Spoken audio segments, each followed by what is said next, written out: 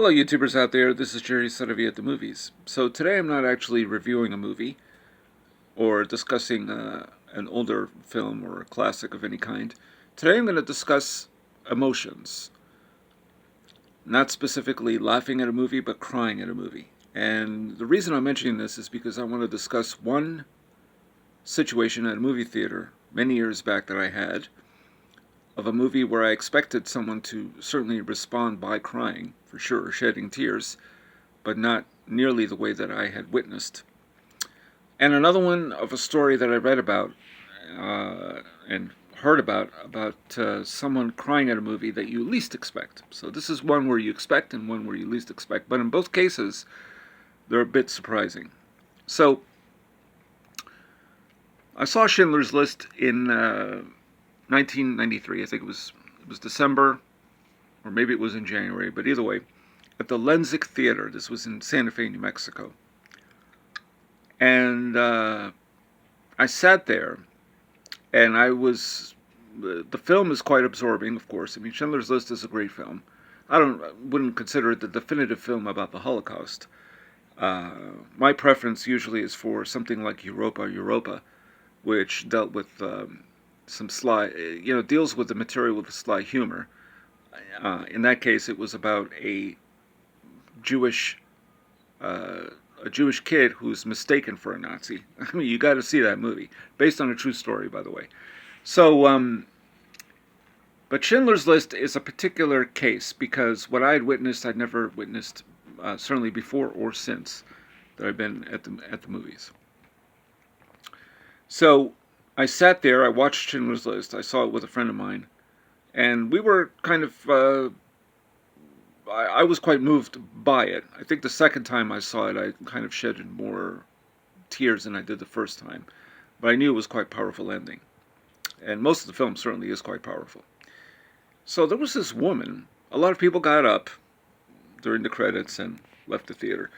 But there was this one particular woman. She was sitting next to an older man. And she just crouched down and she was crying uncontrollably. Like I'd never seen this before in my life. Like I've seen people cry at movies, but this was something else. And to this day, I wonder what was her story. She was, I mean, really uncontrollably crying. And it obviously had a lacerating, devastating impact on her. And I thought, well, did she know somebody or came from a family of Jews that had survived the war?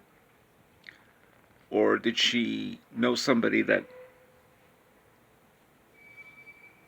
or maybe she was from a family of somebody that had passed on in the war? I mean, who knows? Or maybe she was German and knew that maybe someone in her family was a Nazi who committed similar atrocities. I mean, who knows? More than likely, it was the former, but you never know. So I'm going to assume that she came from a family of people that survived the death camps and all that stuff. But I'd never seen that before. It actually that had a profound impact on me, almost as much as the film did. I mean, both did, but this in particular had a very profound impact. I've never seen anybody respond to a movie like that ever. It's just I've never seen it. Not uncontrollable fits like that.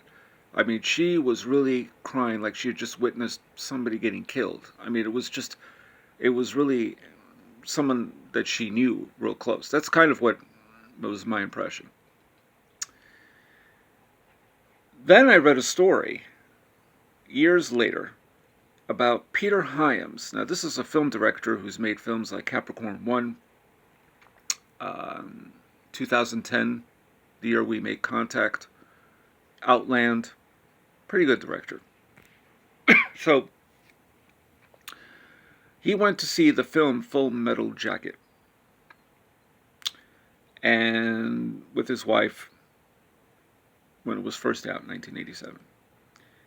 And he came out of the theater and he was crying because it reminded him of when he was in Vietnam. He had served, I believe, under the Stars and Stripes. He was a journalist. And that had a profound impact. Now, I've spoken to a couple of Vietnam vets who had seen Full Metal Jacket and feel that even though they have respect for Platoon, they feel Full Metal Jacket was the real deal. That was the war. That was it. This coming from a director who had never served and made the entire film in England, created a definitive vision of that war for some of these Vietnam vets. That's rather interesting. But it was interesting was Peter Hyams' emotional reaction to the film. And that really caught me off guard because I've never heard of anybody crying at the end of a Stanley Kubrick film. I mean, usually it's more of, well, it's an awesome experience, but they don't respond emotionally with, either crying or laughing or whatever. I mean, I guess if you saw Doctor Strangelove, you certainly were laughing, sometimes laughing in horror.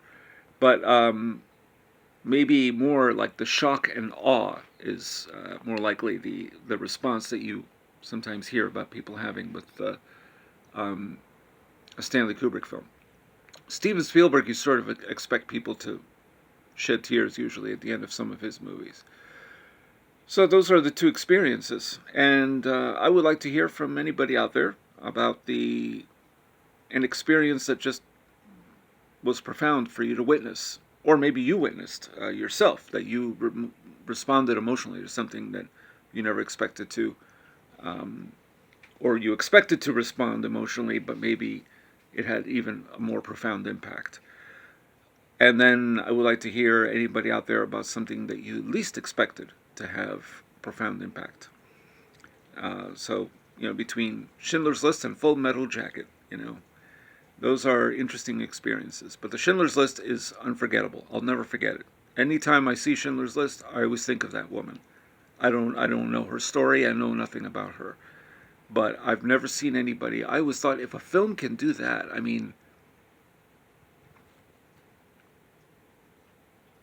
how can a film have that profound an impact? It's really interesting. Like, maybe when you read a book, you might, but a film to do that is just, it's staggering. I don't know how to explain it, but it's what I witnessed.